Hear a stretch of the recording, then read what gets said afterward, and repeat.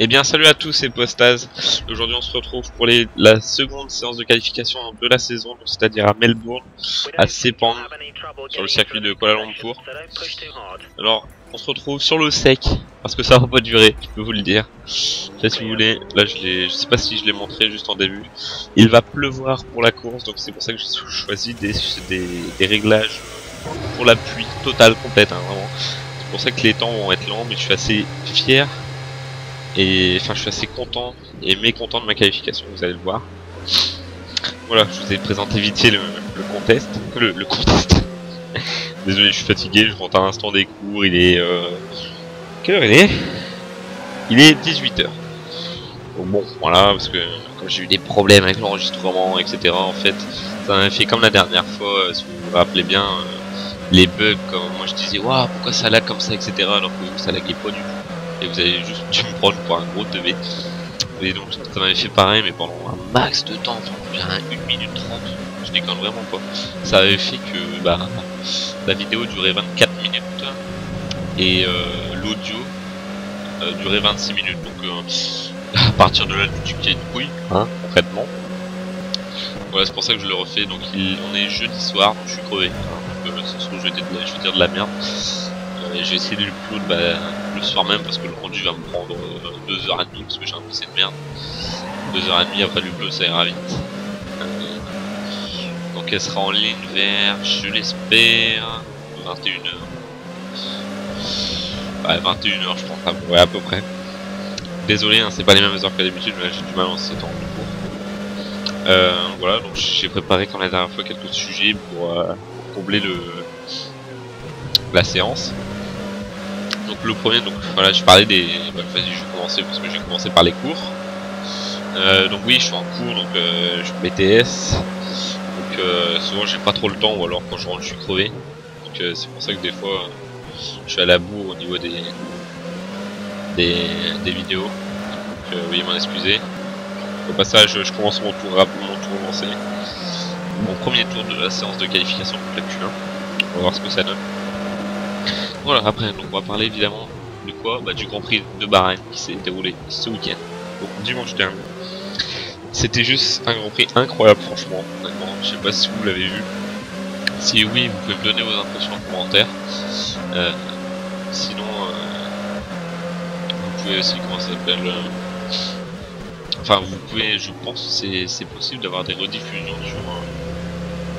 sur internet, pardon. Ouais, je pense que c'est possible, enfin je sais pas, j'ai jamais essayé en fait. Et donc oui, donc ce Grand Prix était de nuit. Et oui, c'était vraiment la grande particularité de cette saison, parce que le Grand Prix de Bahreïn, si vous voulez, est logiquement de jour. Parce que ça, Bahreïn, c'est où en fait? Je sais même pas où c'est. Au Qatar, voilà. Si je dis pas de conneries, c'est au Qatar. Donc là-bas c'était le jour, donc il n'y avait pas de pluie bien évidemment. C'est en plein désert le truc. Et donc c'était franchement magnifique. C'était un Grand Prix où de A à Z, du premier tour au 56e ou 57e tour, je sais plus. Il y avait de l'action. Franchement, c'était monstrueux. Les Williams, les Mercedes ont fait le show. Hein. Finalement, je pense que c'est ce mot-là qui qualifie mieux leur course. Elles étaient toutes les deux tout le temps ensemble, première et deuxième. Et toujours entre les deux, elles étaient tout le temps côte à côte dans les virages. C'est-à-dire, on pouvait juste glisser notre main entre les deux. Les roues des deux voitures, c'était franchement incroyable. Et ça a été vraiment un Grand Prix de grande classe quand même. Et elles ont dominé, hein, mine de rien. Là, y a rien à dire là-dessus. Compte aussi, je tenais à noter la contre-performance, selon moi, des Williams, parce que Bottas était franchement surexcité pendant la course. Tous les adversaires, il est doublé. Enfin, il n'y avait pas qui, voilà. À part les Mercedes où il leur collait vraiment au cul. Mais je dis une contre-performance parce que je crois qu'elles ont fini 6ème et 7ème ou 7ème et 8ème, enfin je sais plus, enfin un truc comme ça. Honnêtement elles pouvaient largement faire mieux, faut arrêter. Devant c'était les Red Bull je crois, et une Ferrari ou deux Ferrari, je sais plus. Franchement elles pouvaient faire mieux parce qu'elles les fumaient niveau vitesse, etc. On voyait Bottas qui était derrière son coéquipier Massa et on pouvait plus, je suis sûr il était en train de bouillir dans son casque. Je sais pas, ça doit peut-être être les conseils d'équipe de pas risquer les accidents, je sais pas du tout. Mais En attendant, c'est des gros points de perdu, mine de rien, parce que elle pouvait franchement faire mieux. Voilà, hop, maintenant, parler du troisième, donc de la personne qui a fait la troisième position à ce Grand Prix. Donc les deux premiers c'était Hamilton et Rosberg de Mercedes, et le troisième c'était Sergio Perez sur Force India. Alors grosse performance pour lui. C'est la première fois dans l'histoire de Force India qu'il y a un pilote qui est sur le podium, et il a fait une très belle course d'ailleurs. Pardon. Il a fait une très belle course avec sa Force India qui est cette année très compétitive aussi, et qui a mine de rien bien remonté au classement. Il y a un moment, je me rappelle, il y a un moment où c'était les deux Mercedes, 1 et 2, 3 et 4 c'était les Williams, 5 et 6 c'était les Force India, et après je crois qu'il y avait les deux Red Bull, ou je sais plus trop quoi, il y avait les deux Ferrari, c'était énorme. On avait l'impression que c'était comme au 24 heures du Mans, quand c'est vraiment le tout dernier tour, quand c'est la fin de la course, où toutes les écuries, même si elles ont 5-10 tours d'écart entre leurs voitures, se regroupent toutes, et bah ça faisait exactement pareil, c'était toutes par écurie, c'était franchement magnifique. Et tout ça pendant la course, donc elles arrêtaient pas de se batailler entre elles, c'est vraiment magnifique je trouve. La grosse performance aussi, ça a été Ricciardo. Alors selon moi, Ricciardo a fait un très bon Grand Prix, parce que je sais plus pour quelle raison il avait été rétrogradé. En fait, pendant les qualifications, il avait fini 3ème. Il a eu une pénalité de 10 places, donc ça veut dire qu'il est parti 13ème. Et là, je pourrais pas vous dire à quelle place il a fini, je dirais 6ème ou 5ème, je sais plus. Franchement, je sais plus. Il a fait une excellente course. Il a souvent dans les déplacements contre Vettel, il a vraiment assuré. Il lui a vraiment montré ce qu'il était capable de faire à Vettel et aux autres. Et ça montre aussi que la Red Bull, mine de rien, avance et marche de mieux en mieux, parce qu'il a fait des bonnes performances. Au passage, fin de la première séance, j'ai fini comment ça s'appelle, j'ai fini 4ème je crois. Donc voilà, vous avez les éliminés juste devant, dont Romain Grosjean et Pastor Maldonado, donc sur Lotus Renault. Donc très mauvaise performance, parce que j'ai pas vu, attends, c'était 17 et 18 je crois. 17 et 18ème, c'est clairement, quand tu vois leur voiture, c'est nul à chier.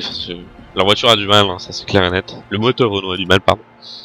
Et c'est dommage, parce que j'adore Romain Grosjean. Je peux pas supporter Pastor Maldonado, encore moins ce week-end par rapport à ce qu'il a fait. Je l'ai jamais supporté, je trouve que c'est un bourrin ce mec. Et donc, oui, en parlant de Pastor Maldonado, pour ceux qui ont vu et ceux qui n'ont pas vu, vous allez pouvoir taper sur YouTube ou quoi que ce soit Crash, Pastor Maldonado et Esteban Gutiérrez.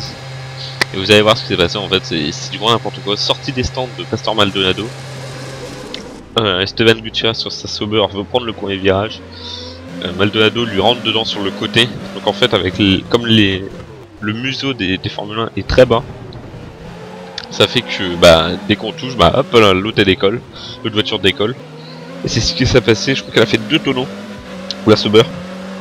Il n'y a rien eu de cassé, enfin rien de cassé niveau pilote, je parle. Il a rien eu, il est sorti normal. Mais faire 2 tonneaux en Formule 1 maintenant, il faut le faire quoi. Je suis désolé, si c'est pas maîtriser sa voiture, je parle de Maldonado aussi, si c'est pas maîtriser sa voiture, hein, il ralentit, il fonce pas comme ça. Alors sa version d'effet c'était mes pneus étaient pas chauds, donc du coup je pouvais pas faire ce que je voulais, mais dans ces cas là tu ralentis, tu les laisses passer quoi. Enfin, c'est tout, faut réfléchir, il y a pas que la course, enfin il y a pas que la vitesse, il y a pas que la course, faut réfléchir avec son cerveau aussi. Enfin voilà, après ça c'est ma version des choses. Mais pour dire, la voiture était complètement atomisée, enfin atomisée, entre gros guillemets, bien démolie, celle de la Sauber de Gutiérrez. Mais alors lui il n'avait rien, il sort limite les mains dans les poches. Et c'est incroyable la sécurité maintenant, maintenant qu'il y a dans les voitures, c'était pas pareil à l'époque. Ça va, juste pour vous dire, pour la course qui aura lieu samedi donc de Malaisie, donc sur ma chaîne, je parlerai, mon gros sujet sera la sécurité en F1, je vous l'annonce. Donc au passage, je le dis, hop, je rentre dans mon tour lancé de la Q2, donc j'espère, vu la première performance que j'ai faite, me donner à fond pour essayer de passer en Q3, ce sera la première Q3 de la saison. Et j'apprécierais vraiment beaucoup. Donc voilà, hop, je voulais aussi vous parler, qui dit sécurité, dit aussi le film Rush, le film Rush, qu'est-ce que c'est? C'est le film qui est sorti au cinéma et en DVD bien sûr, qui retrace l'histoire en Formule 1 des grands, très grands pilotes qui étaient James Hunt et Niki Lauda. Donc ceux qui connaissent, bah, voilà, vous savez de quoi je parle exactement. Ceux qui connaissent pas, honnêtement, franchement, même si vous n'êtes pas fan de la Formule 1, quoique maintenant si vous êtes là, si vous êtes sur ma chaîne à suivre mes vidéos, c'est que vous aimez bien la Formule 1. Maintenant c'est un film que je vous conseille, il est juste monstrueux. Moi déjà j'adore cette époque, j'adore la Formule 1. Donc moi c'était le mélange parfait. Et vraiment parce que c'est basé sur une histoire vraie. Dedans il n'y a pas tout vrai, il y a des trucs qui ont été rajoutés bien évidemment, mais 80% du comment ça s'appelle, oh mince j'ai oublié, du film pardon, est vrai. Et ça retrace donc l'histoire de ces deux pilotes, l'accident de Niki Lauda, le début de ces deux pilotes. Alors que là on peut voir que je fais absolument de la merde hein, si jamais. Je sais pas s'il y a que moi que ça choque, je me suis dit en pilotant. Mais attendez donc, c'est que je fais de la merde, c'est pas possible. On m'a fait quoi ma voiture? M'a enlevé les pneus non? Mais non, c'est juste moi qui fais affreusement de la merde, donc on va essayer de se rattraper parce que le premier tour là déjà, voilà, je chauffe mes pneus un petit peu parce que après les graviers etc, ça fait un peu bobo.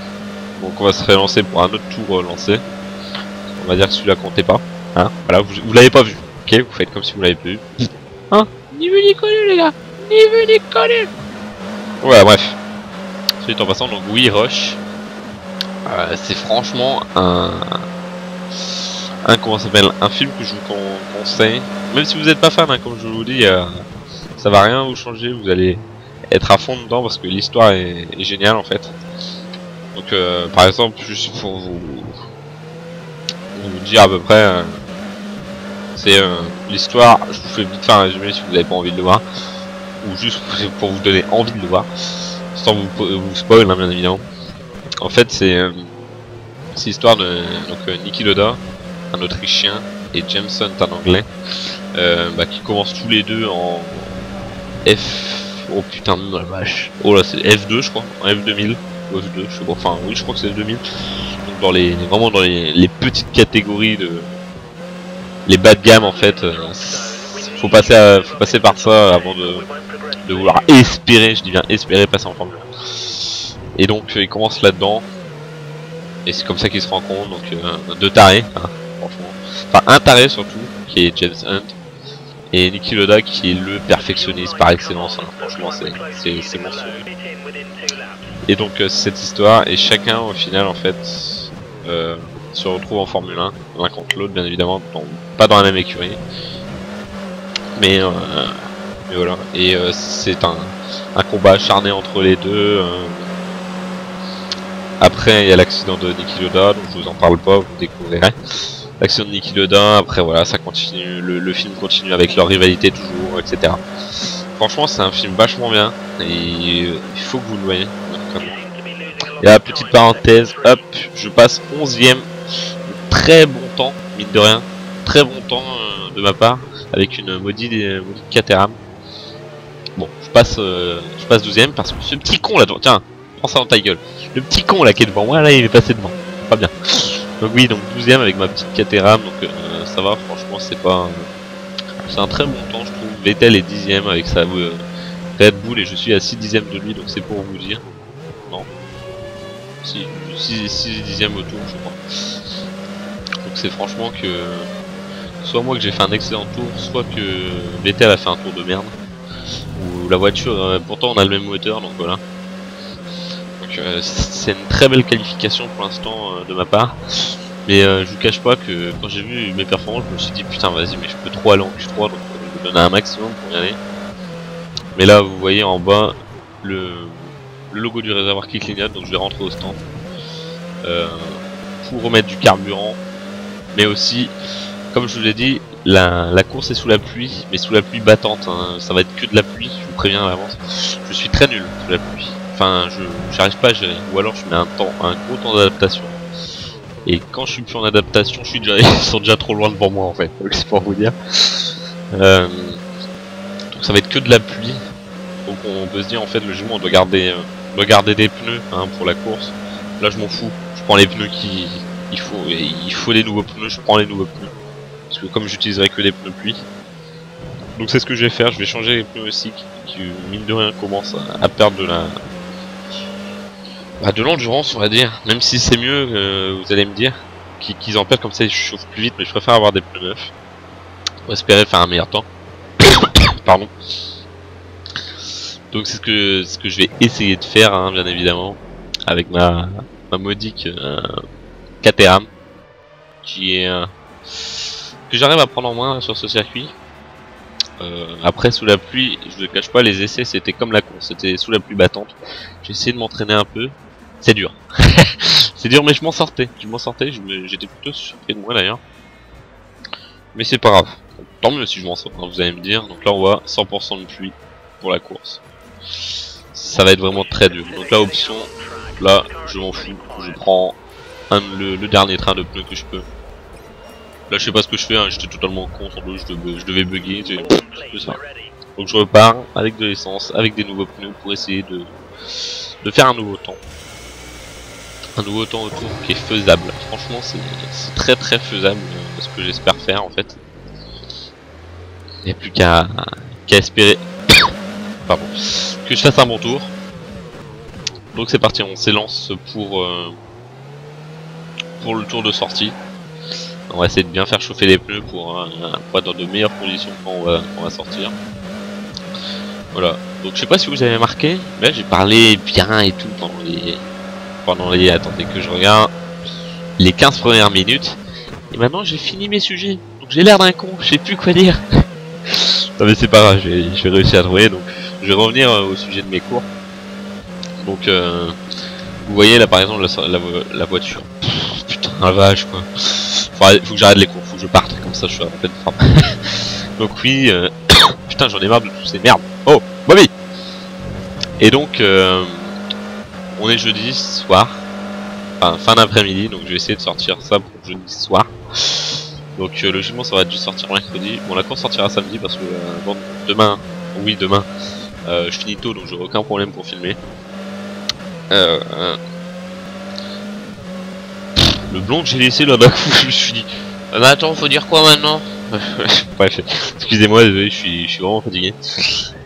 Et donc oui, donc je suis en course, c'est pour ça qu'il y a des fois il y a des retards parce que c'est la galère de filmer, de faire les cours, d'être aussi de faire les vidéos avec la team, etc.